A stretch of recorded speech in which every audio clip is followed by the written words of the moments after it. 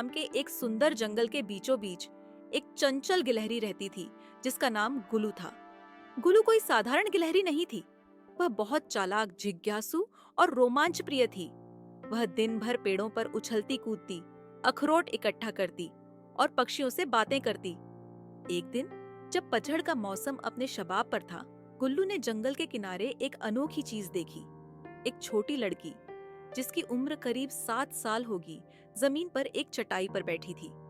उसके घुंघराले बाल हवा में उड़ रहे थे और उसके गाल ठंडी हवा से गुलाबी हो गए थे।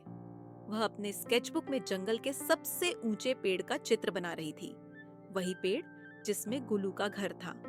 गुल्लू ने उत्सुकता से पास आकर झांका। लड़की ने उसे तुरंत देख लिया और चौंक कर कहा, अरे तुम कौन हो? क्या तुम मेरे स्केच के लिए मॉडल बनोगे?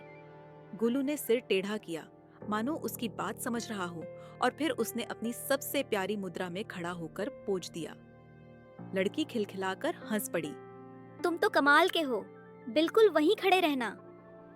उस दिन के बाद रिया और गुल्लू अच्छे दोस्त बन गए।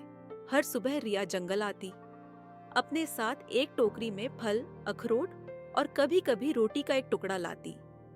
बदले में गुल्लू उसे जंगल के छिपे हुए रहस्य दिखाता, गुप्त नदियां, पेड़ों की जड़ों के नीचे सुरंगें और एक पुराने पेड़ में रहने वाले उल्लुओं का परिवार।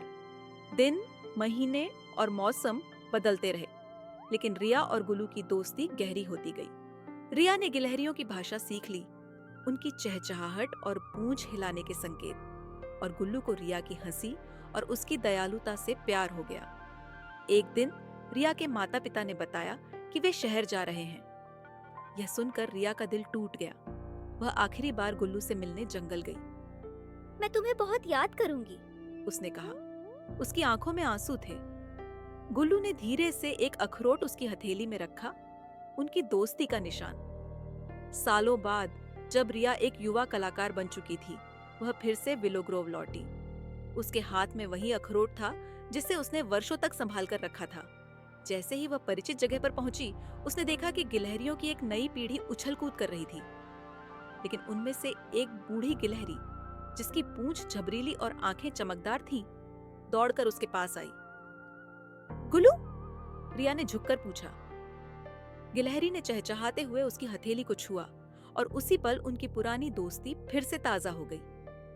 यह उनकी अटूट दोस्ती का सबूत था, जो न तो समय ने तोड़ा और न ही दूरी।